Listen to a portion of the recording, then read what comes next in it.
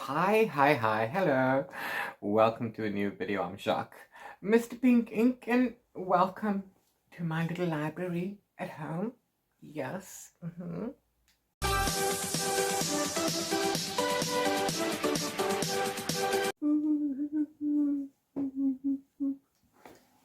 June is Pride Month for, most people.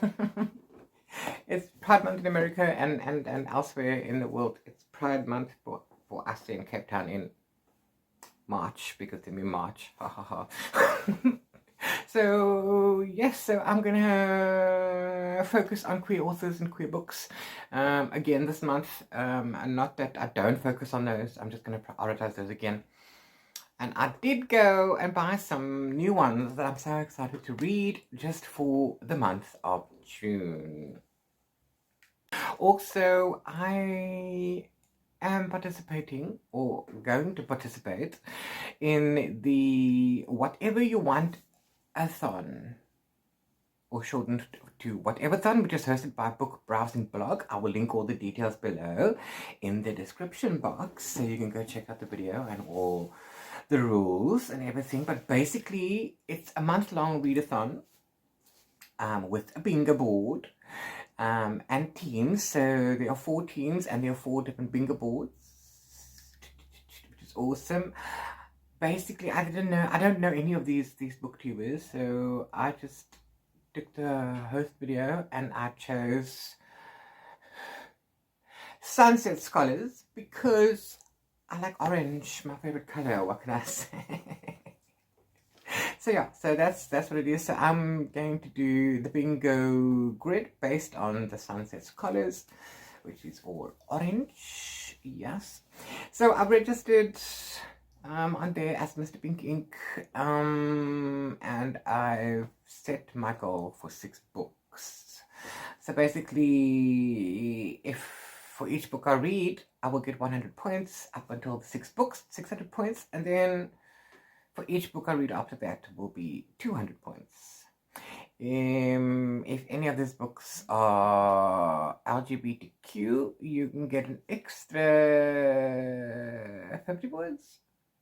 And if they diverse in any other way, then you get an extra 25 points for those books, etc., etc. As a whole shebang of how to do it, the prompts, the lines, you can get so many points.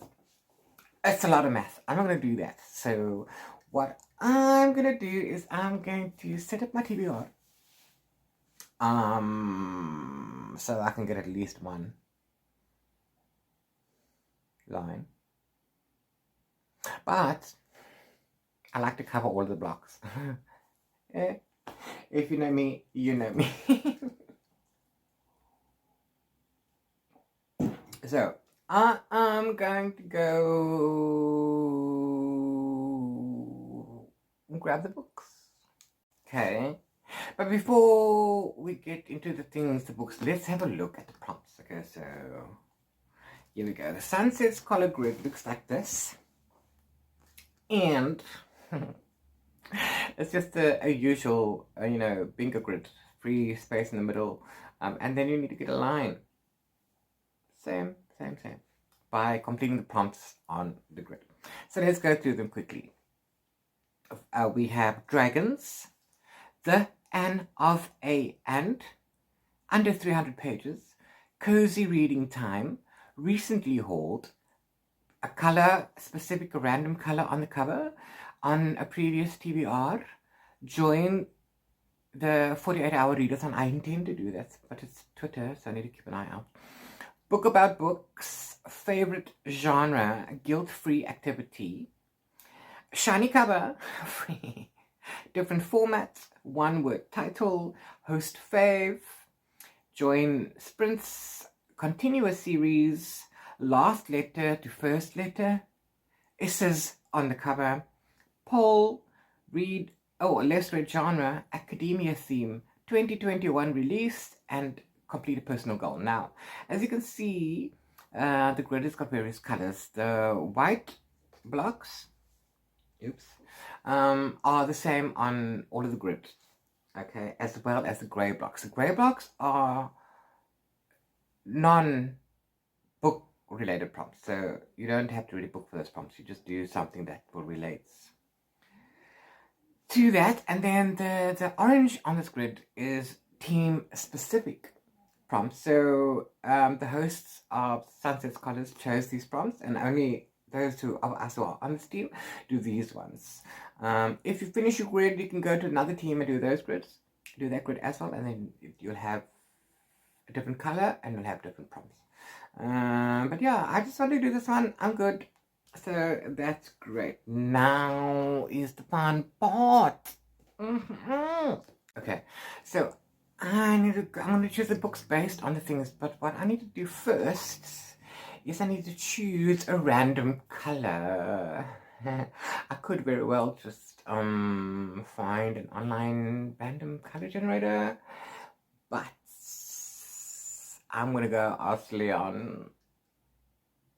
Oh, what's he doing? Oh yeah, he's watching Stranger Things 4, and I need to get onto that too, damn it. I'm gonna go ask him quickly for a random color. Please don't give me something terrible.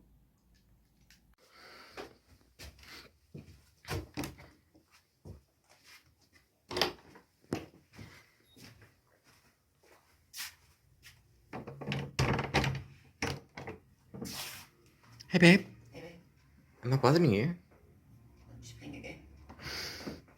Listen, baby, I need to choose a random color, and then I need to choose a book a book with that color on the title. So instead of me just generating a random color thing online, can you choose a color for me? Wait, Just any color, and then I will. what are my choices? No, just give me a random color. Orange? Okay, orange. Thanks. Yeah, orange. I'm good. Okay. Thanks, babe. Get you back. Enjoy.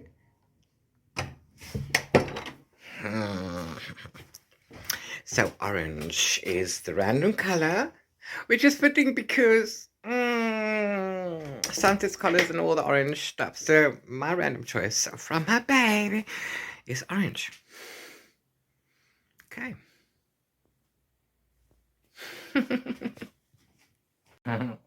Okay.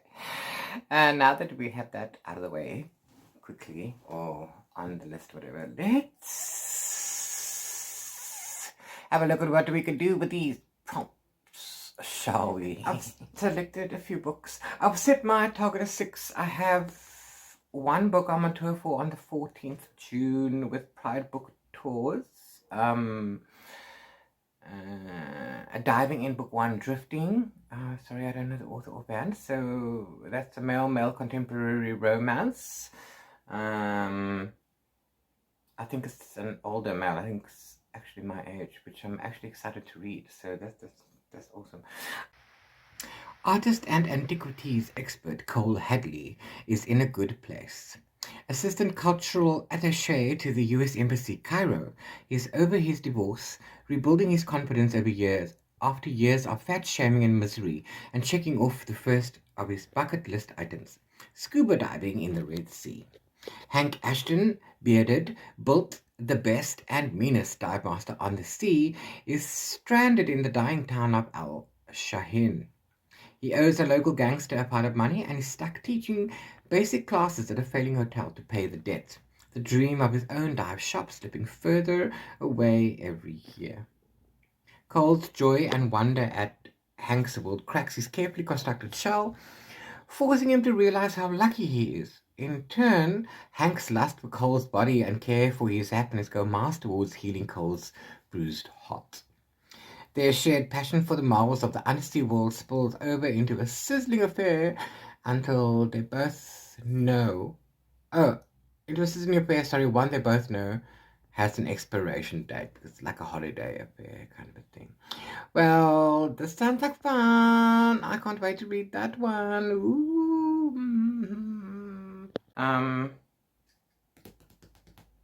So that's thingy. That's one. I have 5 in my hands that I've chosen out. That makes 6. I won't get drifting in here in this grid. So I'll have to choose another one. But I do have to choose another one because there are a couple of prompts that are giving me a problem. So my first choice is Love is a Revolution by Renee Watson. Bloomsbury Publishing. Thank you, Jonathan Ball, for the review copy. The most radical thing you can do is to love yourself and each other. When Nala reluctantly goes to an open mic night for her cousin sister friend Imani's birthday, she finds herself falling in instant love with Ty Brown, the MC. Ty's perfect, except he's an activist, and Nala would rather watch movies and try out new ice cream flavors. So in order to impress Ty, Nala tells a few tiny lies to have things in common with him. But as they spend more time together, those lies become harder to keep up. Ain't that the truth? As Nala falls deeper into her lies, she'll learn love can be hard, but also that self-love is truly revolutionary. Okay, sounds like a fun read. Why am I going with this one? Let's have a look. Don't go away, hold on 1 second. Because I can knock off the N of a and because A is in there. This I can also use because it was on a previous TBR a while ago. I didn't get to read it, so this comes off my pile of shame. Haha.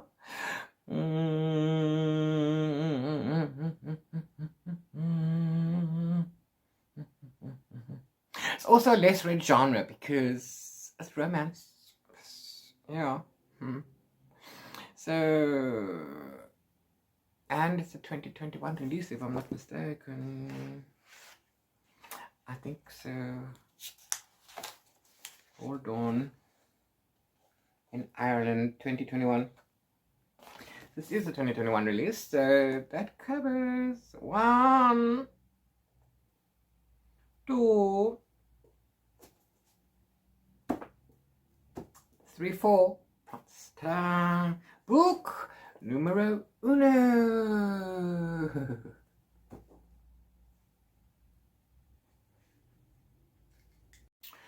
Okay, book number 2. I'm going to go with Wonderland by Juno Dawson. Yeah. The back of the book only says, what happens when you fall down the rabbit hole? Anyway, Goodreads says, Alice lives in a world of stifling privilege and luxury, but none of it means anything when your own head plays tricks on your reality. When her troubled friend Bunny goes missing, Alice becomes obsessed with finding her. On the trail of her last movements, Alice discovers a mysterious invitation to Wonderland, the party to end all parties. 3 days of hedonistic excess to which only the elite are welcome. Will she find Bunny there, or is this a case of finding herself? Because Alice has secrets of her own, and ruthless socialite Queen Paisley Hart is determined to uncover them, whatever it takes. Alice is all alone, miles from home, and without her essential medication. She can trust no one, least of all herself, and now she has a new enemy who wants her head. A searing exploration of mental health, gender, and privilege from the most addictive young adult novelist in the UK today. Okay, this sounds like super fun and a retelling and a twist on the things. I cannot wait. Yes, I got this one specifically. I got this at the Bargain Books warehouse sale. When was it? In April. Yes, so check out the video. I'm gonna link it. And then this one is gonna cover one with title, under 300 pages.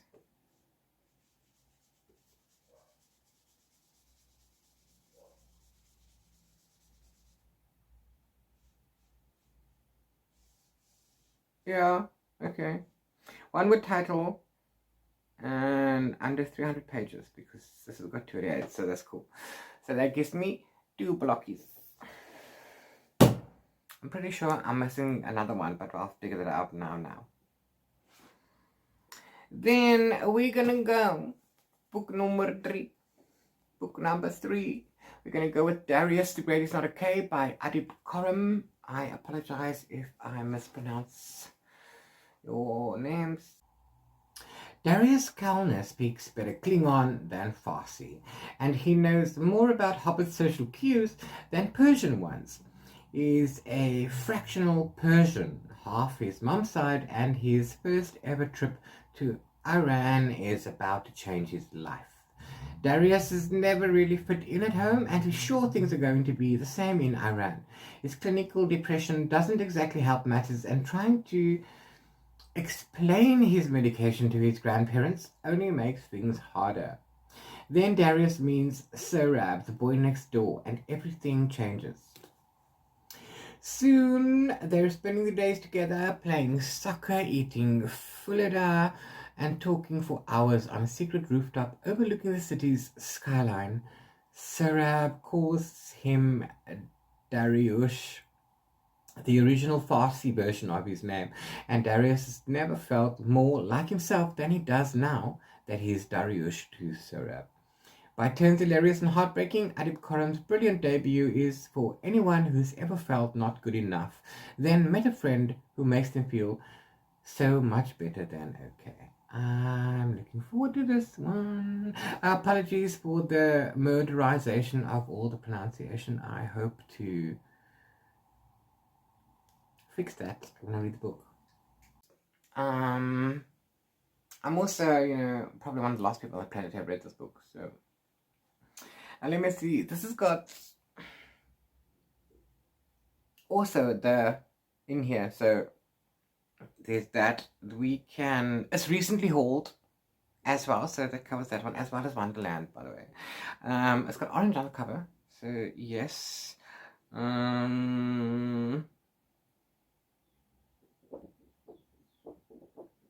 Also, if I read this book after I read Wonderland, then I will get last letter to first letter, which essentially means the book that you finished, use the last letter of the book that you just finished, and then start a book with the title of the same letter.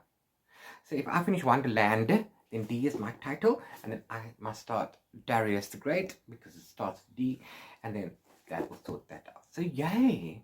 That is 1, 2, 4, another 4 blocks. That's great. Okay.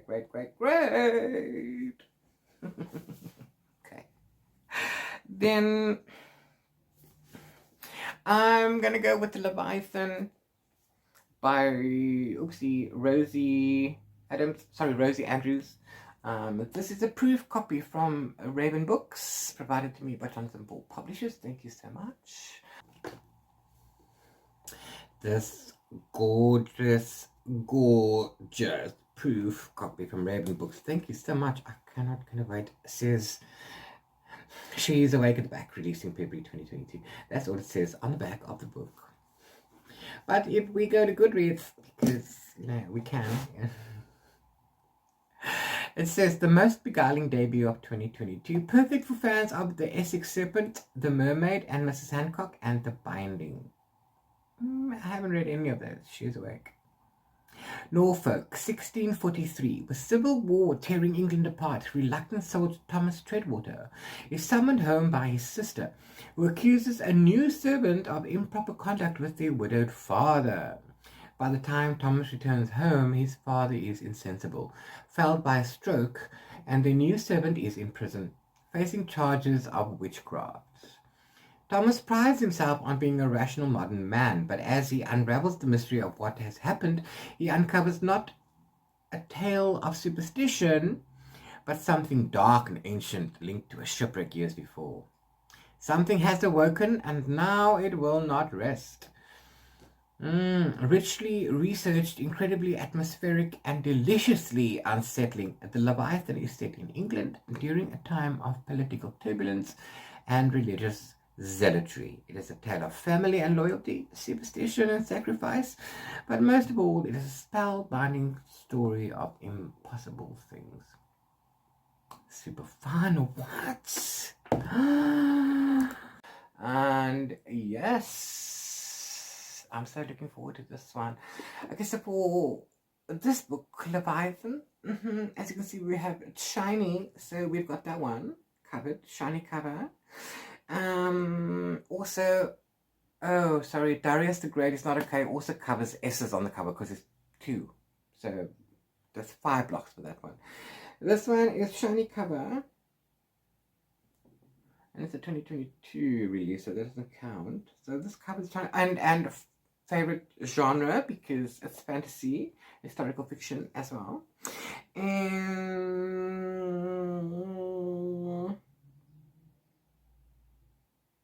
yeah, that's it, covers that. That's another 2. Oops. It gives me another one. Another 2. Favorite genre and shiny cover. And of course, now comes the part where we will inevitably hit a snag, a tangle, a wobble in the road. But what can you do? Just find a way around it.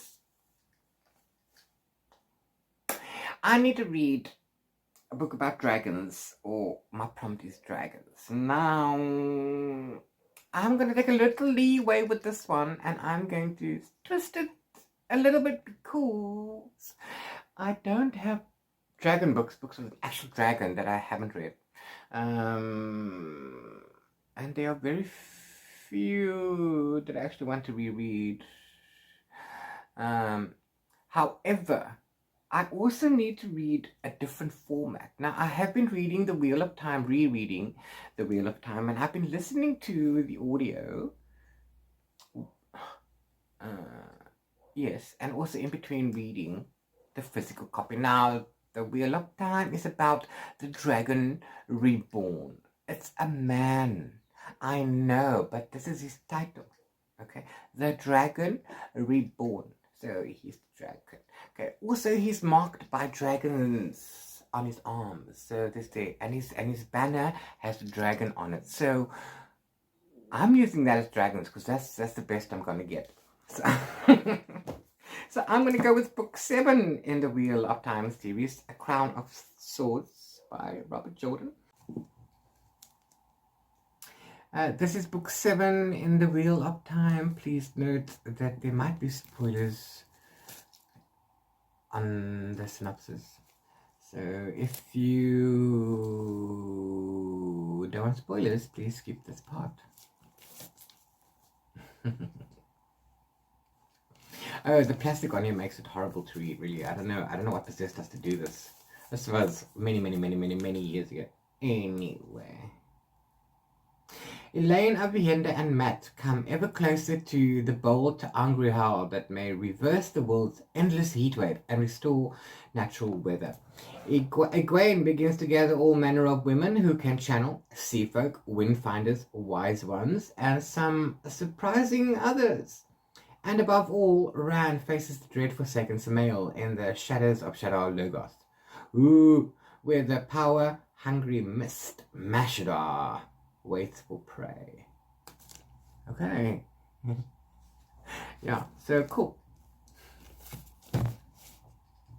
Exciting stuff. And yes, this is another very old copy of mine that's come far with me.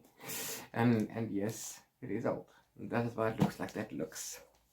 So I hope to be listening to this on audio, via audio on YouTube, or by YouTube, audiobook, and that should hopefully cover that. It brings me to 5 on this thing, plus a total of 6 with the other, with drifting, but I still need to cover some prompts. So what are I going to do?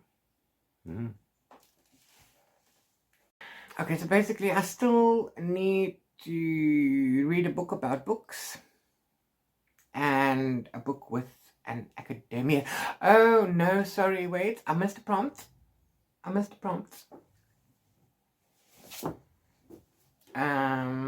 Fave, reader host Fave. There's a list of So many books. I'll insert that there.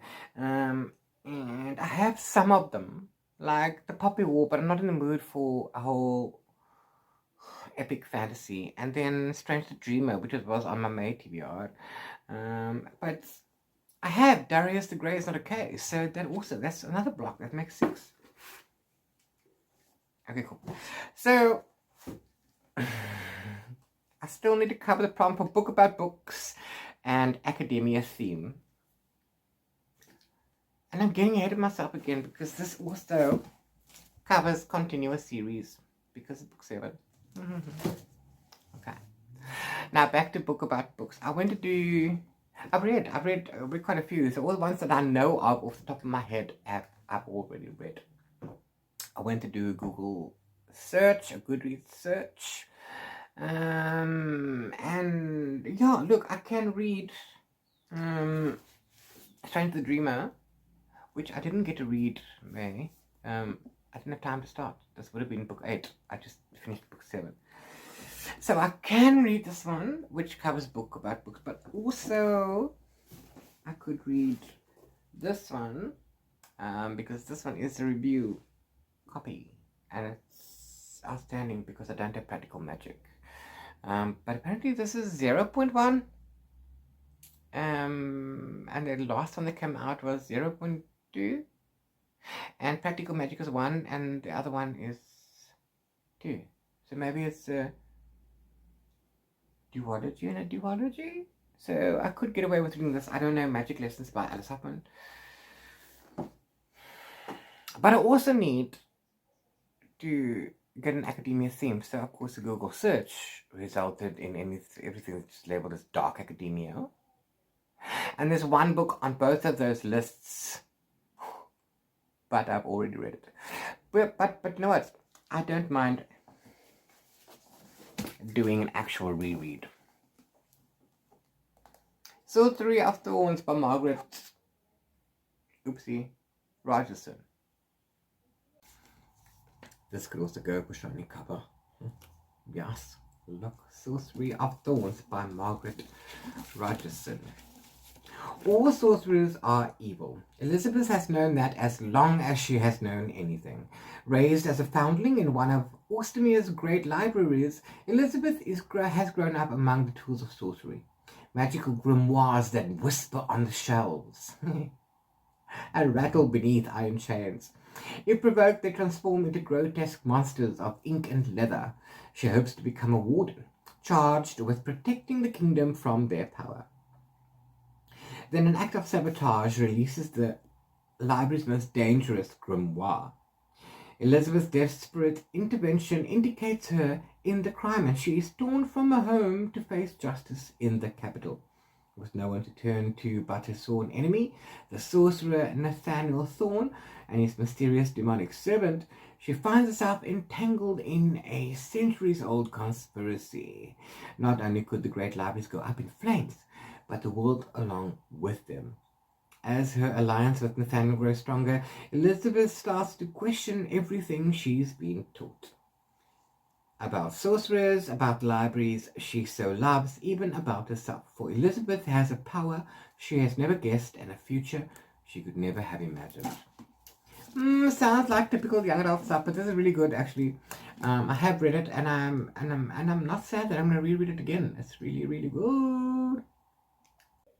It's really good. It's really good, and I don't mind reading that. So I think I'll go with that one. Then I'll cover all my prompts, and I'll cover the grid. Oh, and of course I'll just do all the other stuff in between, and that'll be good. So I'm not gonna go with these two. I'm just gonna go with this one instead. Yeah, so I'm gonna go with this for my June TBR, for my Whateverthon, hashtag Whateverthon readathon.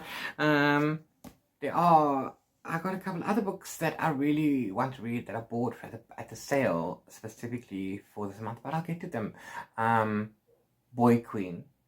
I'm absolutely dying to read that one. It doesn't fit the prompt, but if I get to it, I'll get to it. And then, yes, and of course, Ready Player 2. I need to get that to one. I don't know when I'm gonna do so. But yes, please let me know down below in the comments what you're planning on reading for the month of Gay. And whether or not you're participating in Whateverthon. I'd love to know. Also, please, if you have a Whateverthon TBR, please drop your links down in the comments below. I'd absolutely love to go through them. And yeah, hit the thumbs up button because it does help with the algorithm. And please subscribe for more bookish goodness by hitting the subscribe button and the ding dong to let you know whenever I upload a new video. Other than that, that's it for me. It's getting cold in Cape Town. It's winter. Winter's now, tomorrow, really. But it's cold. It's cold. And that's why you're going to start seeing my videos now. And I'm going to be the Michelin man because I'll be laid. But you guys in the Northern Hemisphere, I hope you enjoy the warm weather. And for those of us in the Southern, yes, I hope we are all bundled up. Bye.